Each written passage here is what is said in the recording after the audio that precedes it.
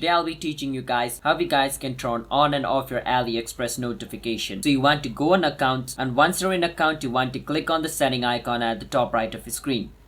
And from inside setting you want to scroll a bit down and you will see this option called notification settings. Click on notification settings, and if you want your notification to be on, make sure all of this option is on. If you want your notification to be off, make sure all of this is off. Alright, so after turning all of this off, what you want to do is your notification should be off if you have done this. But let's say even after doing this you want to go one step forward in disabling your notification. In that case you need to open your phone setting, and from over here scroll all the way down until you find Aliexpress. Once you see Aliexpress, click on it and go inside where it says notification and make sure allow notification is off.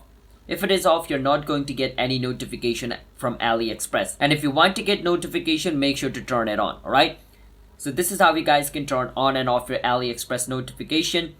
Hit the subscribe to our channel one step for future videos like this. I'll see you guys next time.